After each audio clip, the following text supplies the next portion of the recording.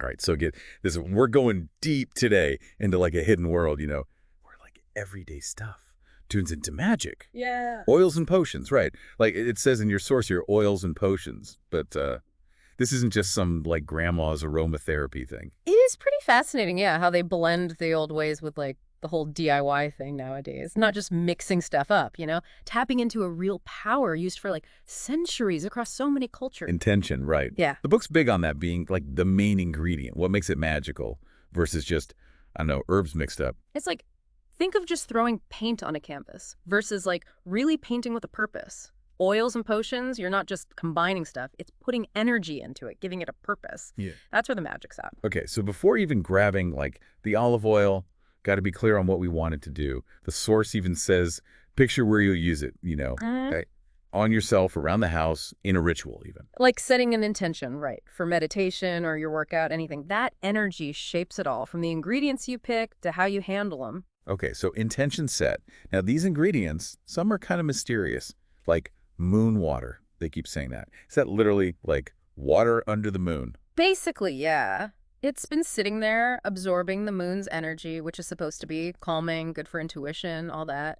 Think of it like the moon does the tides, right? So it makes sense it can like affect the energy in water too. Makes sense. So like full moon, new moon, any moon. They say full moon's strongest for making it, but you can experiment, try different phases, depends what you're aiming for. Like if you're letting go of something, maybe try it during a waning moon.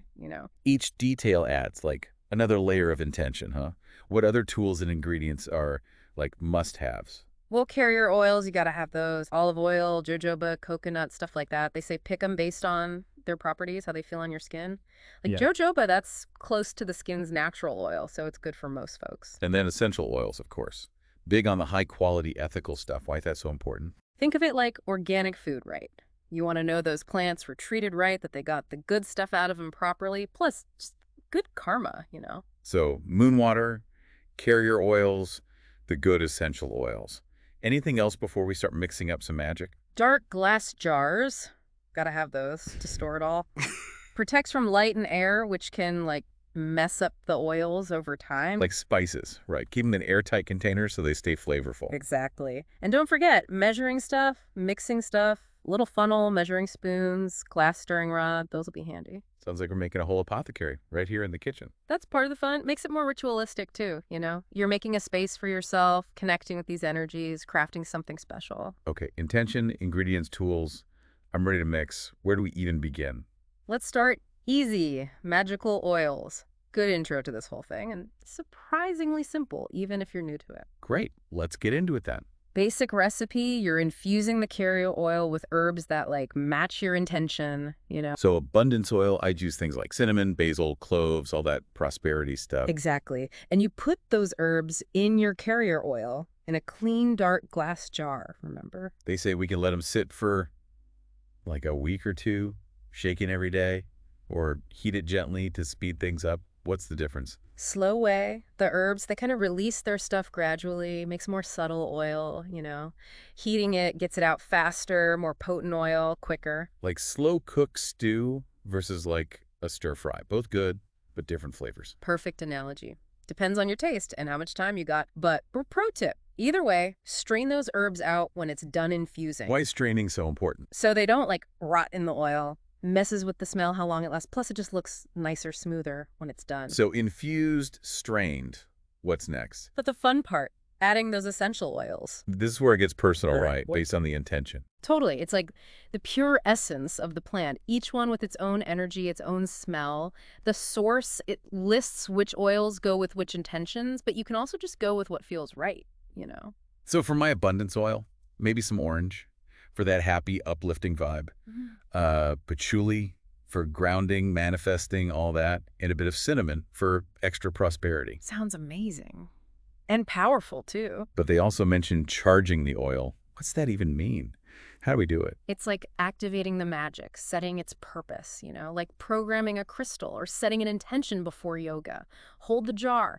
Picture your intention going into it. Even say affirmations out loud. Give it clear instructions. So for abundance, I'd be picturing myself surrounded by prosperity, all that, saying things like, I am open to receiving abundance, stuff like that. Exactly. You can use crystals, too. Like citrine, that's good for abundance. Put it next to the jar while you're charging it. Wow, so many ways to like make it your own, personalize it all. That's the beauty of it. It's about you, your intuition, getting creative and having fun, Okay, oils, we got that. Now, potions, those seem, I don't know, more mysterious, more complex. It's like magic infusions or decoctions, usually with water as the base. And yeah, they can feel a bit more ceremonial, I guess, more involved. They say to use that moon water we talked about as the base. Mhm. Why is that? It puts that moon energy right into it, helps with intuition, creativity, emotional stuff, like adding a little lunar magic to your potion. Okay, moon water check. What else goes in? Herbs, again, matching your intention, like with the oils. But instead of infusing, you're making like a herbal tea, steeping them in hot water. So calming potion, I'd use chamomile, lavender, lemon balm, stuff like that. Exactly. And you can put in a few drops of essential oils, too, to make it smell even better and boost it up. For calming, try lavender, chamomile, maybe some bergamot. They say the way you stir matters too. Clockwise to bring things in, counterclockwise to banish stuff. Is that really important or more like symbolic? It's both, probably. I mean, there's no science to say stirring changes the energy, but doing it on purpose in that direction, it helps focus your intention, puts your energy right into it. It's like physically doing it, setting things in motion. Like weaving the intention in with each stir. Exactly. That's what makes it so powerful. It's not just following instructions, you're part of it, putting your own energy into every step. It's kind of hitting me now how this is more than mixing stuff. It's a ritual, a way to connect with nature, and like a tool for changing yourself. And the best part, it's all about discovering. The more you try things out, the more you find your own way, what works for you. Before we get to using all this, what about safety? They say good ingredients, test for sensitivities, anything else to keep in mind? Always do a patch test before you put any of this on your skin, Right. especially if you have sensitive skin. Good point. And we got to be careful with essential oils too, right? Some can cause reactions in the sun or irritate your skin. Absolutely. The source, it's got a whole section on essential oil safety. Definitely read that. And store your stuff right out of sunlight and heat so it stays good. So safety first. Now, how do we actually ease this stuff? What can we do with oils and potions in everyday life? Well, that's for our next segment. Oh, come on. All right, well, stay tuned because we're going to keep going deep into this world of oils and potions. We'll see how you can use this ancient stuff in your modern life. Okay, so we're back, and we've covered making these oils and potions, but now, like, how do we actually ease this stuff? In real life, I mean. One way, easy and effective, is anointing. Like, don't just put on lotion, take a sec, really put on an oil that matches what you need that day, you know what I mean? So if I'm all anxious, I'd pick like a calming oil, lavender, chamomile, something like that. Put it on my pulse points, really breathe it in. Exactly. Or, big presentation, you use an oil for confidence, clear thinking. It's that moment, you connect with your intention, put it into the oil, then put it on yourself. Turning skincare into a ritual? I like that. What about potions, though?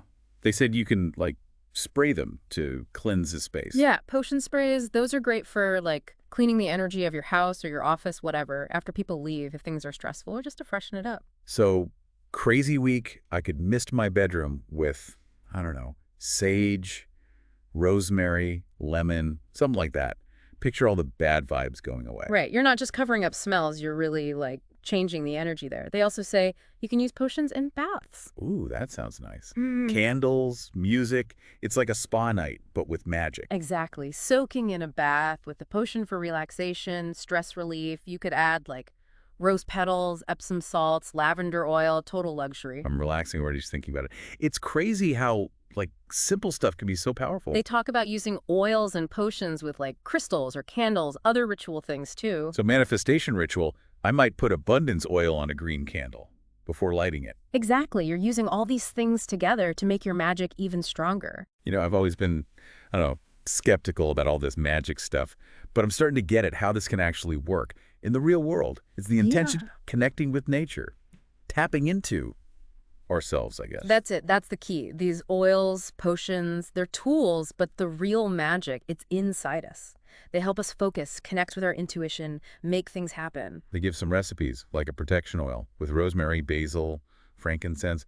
Anything special about those? Well, rosemary, that's been used for protection forever, to purify. Like ancient Rome, they used it to ward off evil. And for Clear thinking. Even today, it's good in aromatherapy, gets you grounded, energized. It was not just some random herb. It's got a whole history, its own energy. Yeah, and basil, that's used in blessings, rituals to attract good stuff, get rid of the bad. Then frankincense, that's been a spiritual thing for like thousands of years. Helps you connect with the divine, feel peaceful, elevates you. Well, each ingredient's like its own little piece of magic history.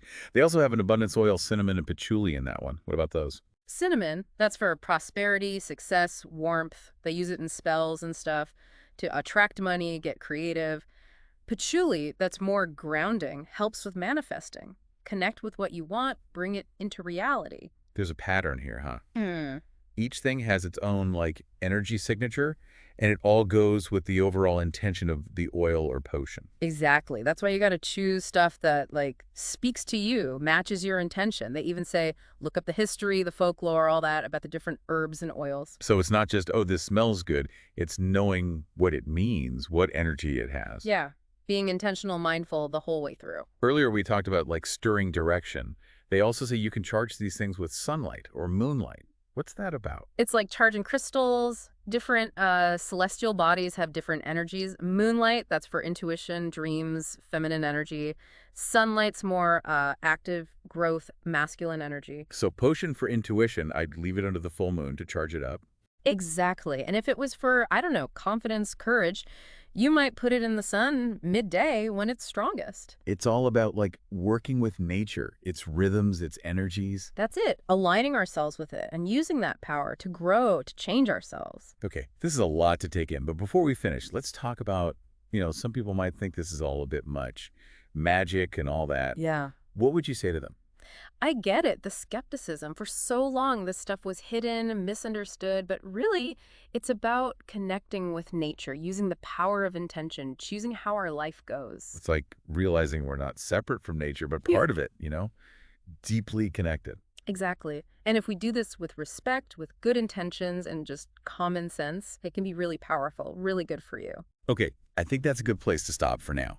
But stick around, because we're going into the last part of our deep dive. We'll talk about mistakes to avoid and leave you with some, I don't know, food for thought. Okay, so back to oils and potions. We talked about, like, intention, picking the right stuff, even charging them up with the moon and all that. But any, like, pitfalls, things to watch out for? Yeah, you know what I see a lot? People, they get excited trying something new, but they forget to, like, ground themselves. Set those boundaries energetically. Right, not just attracting stuff, but protecting ourselves, too, in the process. How do we do that? Even before you grab your stuff, take a minute. Just center yourself. Deep breaths, meditate, whatever works. Picture a shield around you, even. I've heard black tourmaline's good for that. The source mentions that, using it in the blends even. Black tourmaline, yeah. It's like a vacuum for bad vibes. Wear it, carry it, or just have it on your altar or wherever while you're working. Like an energy bodyguard? Yeah. What other mistakes do people make? Rushing it. Treating it like just another, I don't know, craft project. This Yeah. is deeper, right? Connecting with something beyond just the stuff you see. Not just a recipe. Got to approach it with, like, respect and tension. Exactly. Slow down, be there in the moment, feel the energy of what you're using, trust your gut. And the source, it's big on using good quality stuff, doing your research. Right. We said ethical oils, but what about the herbs themselves? Does it matter where those come from? If you can, get them local, organic, all that. It's better for the planet, but also those plants were grown with care, right? So their energy is going to be better too. Like, you want the ingredients to be, I don't know, alive, full of that life force. Exactly. And don't be scared to, like, try things out. The recipes, they're a start, but as you learn, you can make your own blends, whatever you need, whatever feels right. So beyond what we talked about, what other intentions could people, like, explore? They mentioned protection, abundance, love, but there's got to be more, right? Oh, tons. Like, what about creativity? You could do citrus for energy, a little cinnamon for inspiration, maybe some amethyst. That's good for intuition. Sleep. A blend for good sleep. Lavender, chamomile, maybe some moonstone. That feels right. Love those ideas. Or even courage, confidence, rosemary, ginger, carnelian, something like that. This stuff can really, like, apply to anything in life, huh? It's like magic isn't this separate thing. It's around us. We just gotta, I don't know, notice it, use it. This whole deep dive, it's really opened my eyes. Kind of want to make my own stuff now, see what happens. Remember, it's the journey just as much as the destination, right? Have fun with it, connect with nature, and just let yourself be changed by it all. Thanks for coming on this journey with us. And hey, until next time, keep on diving deep, folks.